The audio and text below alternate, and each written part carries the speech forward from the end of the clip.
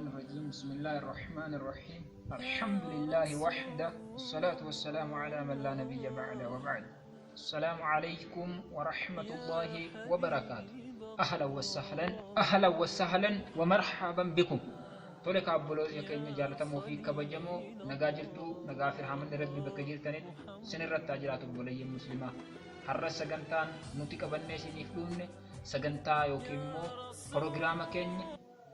IQM Intelligence Quotient Mind takkamu IQ keenya guddifachuu yookiin immoo ijaarsa qayroo muslimaa hogguu jennu argitee qayroo muslimaa ilaalcha sirriidha ilaalcha qaceelaadha waan faayidaa qabu kamirraa akka fayyadamaa taane ilaalcha yookiin immoo aptituudii sammuu keenya dandeettii ittiin guddifannu yookiin bilcheeffannu jechuudha. Kanaaf waa'ee ilaalcha akkamii duniyaa irraa qabaachuu qabna ganda duniyaa jiru kana. Ganda duniyaa kana keessatti ka duniyaan tuni arkitee gabaabinatti rabbiin hogguu uumee jee rahmata dhibba takka uumee jechuudha. Rahmata dhibba tokko parsantii dhibba uumee guutuutti rahmata jechuudha. Rahmata san keessa addunyaan tun arkitee qananii jirtu kuni wantoonni asirra raawwatamu jiru xiyyaarota asirra jamee gabbaa qabeenyotaa jennu wantoonni guutuun dabalatee parsantii takkittiidha. Addunyaa tana ogoo akhiraadhaan wal cinaa finnu parsantii takkaa fi 99 wal cinaa finnu waliin madaalle waan walitti hin dhiyaanne. Kana jechuun immoo arkitee ganda duniyaa bakka jirru kana keessatti ganda keessatti hin dalagne ganduma arkitee waa takka keessatti hin barbaanne musliimni waa keessatti hin fayyadamne miti. Ganda arkitee addunyaa daarul amalakum jechaa ture duniyaan ganda dalagaati. Dalaga arkitee gaarii dubbii gaarii keessan raawwatanii rabbi biratti arkitee firii yookiin carraa gaarii kaayyatanii jechuudha. Kanaafuu duniyaan arkitee dirree yookiin immoo meedaa itti dhalli namaa carraaqee borummoo arkitee kafaltiin isaaf kafalamu jechuudha rabbiitiin. Kanaafuu al'aishu fi duniyaa jireenyi duniyaa keessa jihaadun daa'imun jechuudha. Arabaa uffuu dubbatan jireenyi duniyaa keessadhaa qabsoo akkitee itti fufaadha jechuudha. The world in life is continuous struggle jechuudha. Struggle yookiin qabsoo cimaa itti fufuudha.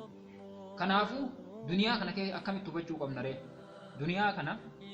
keessa hoo arkitee waa'ee kitaaba Qur'aanumatu nu hubachiisaa Qur'aanuma nu galcha jechuudha gabaabinatti waa'ee duniyaa. Nuti immoo arkitee kitaaba rabbii kana tokko fudhannee kan iyyaa teenyaan nu deemu hammoo akka nu yaannu saniin nu hin deemne lafa darbinee osoo hin ta'in lachuu baalaansiif goone laalaa jechuudha. Ija takkaan qofa laaluu osoo hin ta'in ija lamaan laallee fudhachuu qabna jechuudha. Waa'ee duniyaa irratti hadiisonni garagaraa jiru. Hadiisonni dogoggora illee hin qaban homaallee waa hin banne jechuudha. Haa ta'u faamii yookiin hubannoon namaadhaa akkaataan andaristaandii itti godhe keessa'uu shabaabni akka kiyyaa kun jechuudha. Akkamitti jechuudha? Akka mallatti faamee ummata islaamatiif akka waan duniyaan tuni hin barbaachifne akka waan duniyaan tun gatii hin qabne addunyaa sijnul mu'min wa jannatul kaafir nu wajan jechuudha. Addunyaan mana hidhaa mu'mintootaa fi kaafiraaf immoo jannataa jenna. Kana jechuun maali? Muslimni hanga fedhe qabaatus akka fedhettis waan fedhe yoo harkaa qabaate mallaqa hanga fedhe yoo qabaate horii hanga fedhe yoo qabaate mana akka fedhe uffannaa akka fedhe tiraanispoortii akka fedhe yookiin immoo geejjiba akka fedhe yoo qabaates daangaa daangeffamee keessa jiraatu halaalii fi haraam waan adda eeggatu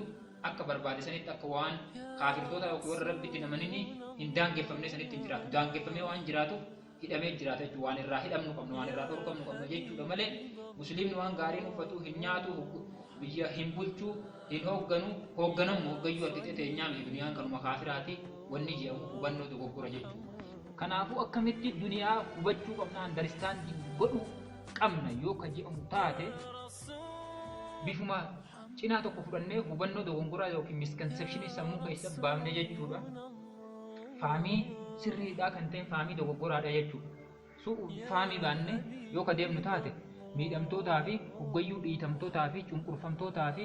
hoggayyuu kadhattoota harka namaa eeggattoota taanee hiree teenya namni biraa qabaate aafiruma sanillee roorrifamuu fi dhabuu dandeenya jechuudha. Kanaafuu musliima jechuun nama arkitee rabbiin khaliifaa godhee dachii yookiin immoo biyya lafaa kanaaf bakka buusee kaayee jechuudha. Akka namatti daandii qaceelinaa akkaataa bulchiinsaa akkaataa jireenyaa waan gaarii nama barsiisuu fi gaarii dubbatu nukaa'e ta'uu beekne duniyaa keessa wanni harka fudhannee harka marannee tawakkula jennee tawakkula dogogguraadha sammuu teenya keessa amansiifnee teenyu hin jiru jechuudha. Fakkeenyaaf namni gariin akkam jaa yoo rabbi rakka irkattu taate rabba kuma shimbirroo sira razaqaa ji'eeti kataa'aa jiru. Garuu shimbirroon immoo rabbi irratti hirkachuu wajjin dhugumanii hirkatti garuu bararteeti mana keessa teessu san keessa baateeti sun maal jechuudha sababa gooteeti rabbiin akkasi kenneef jechuudha. Kanaafuu duniyaa kan hubachuu qabna rabbiin uumuu subhaanahu wa ta'ala fi suuratil qasas suuraa qasas keessatti yookiin suuraa harkitee boqonnaa 28ffaa lakkoofsa 77 keessa yoo laaltanii jettan jechuudha. Wabtag fiimaa aataaka Allahu daara al-aakhira waan rabbi sii kenne ni'imaa qabeenyarraa beekumsarraa dandeettirraa ga'umsarraa waan rabbi sii kennee jee kaminuu ganda aakhiraa barbaaddadhuu jira.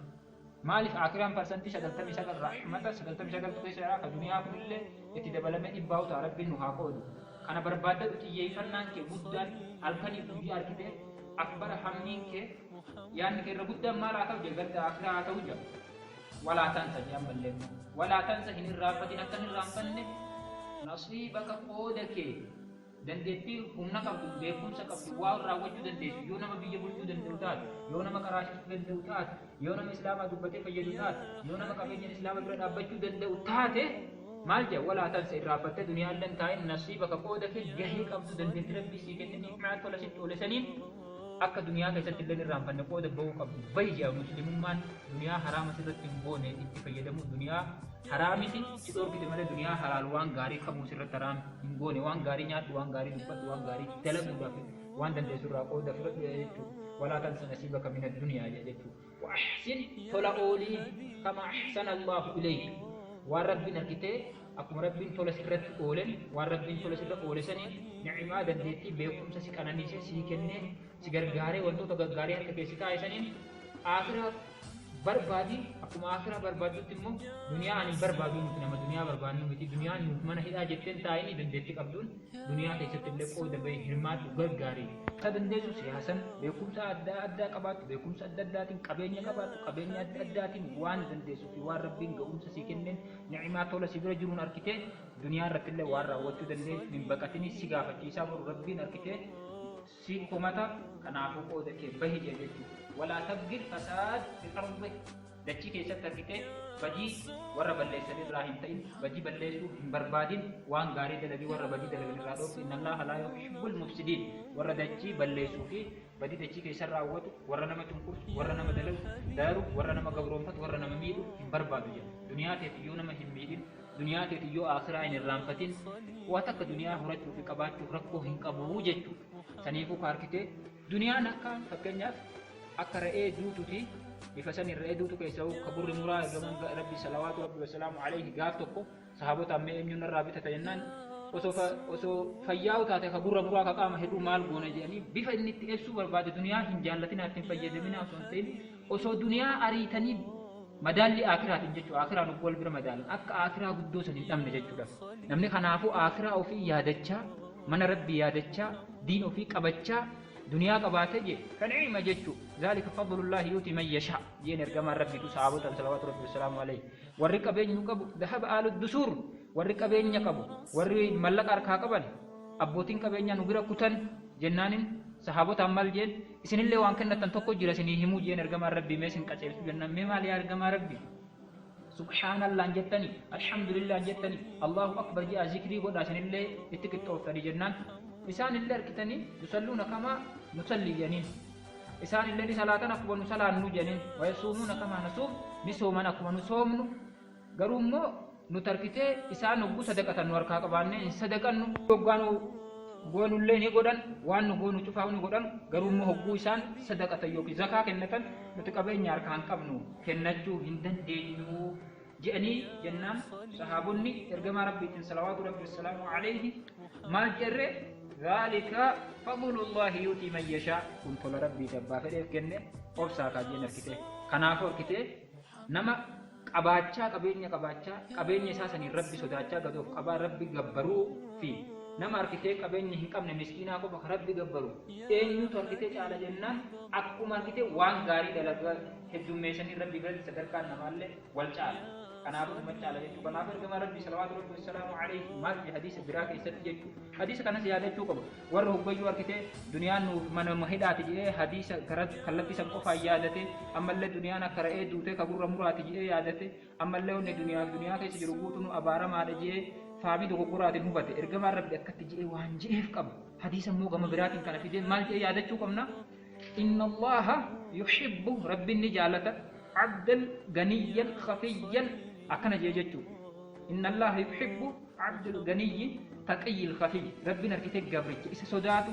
kammoo tujjaarummaa qabu ka tujjaarummaa sanii namarratti ol hin fuune ka gad of qabu kanaafuu immoo du'aa'ii keessa du'aa'ii irra bareeddullee ka yeroo musliimonni kadhatan duniyaa keessatti illee waan gaggaarii barbaanna waan gaarii nyaachuu dhuguu uffachuun nurratti haraam hin goone wanni rabbiin nu dhorkee fi irraa nu eegi akka duniyaa sin hin dayne jedhe akka duniyaadhaan irraa anfatamne jiruu xiqqoodha jiruu gabaabduu akka hin taaneef jechuudha rabbana atinaa fi duniyaa hasana kunoo duniyaa keessatti illee waan gaggaarii ni barbaanna bulchiinsa gaarii lafa tanarra fiduu ni barbaanna qur'aana hadiisa mirkaneessuu ni barbaanna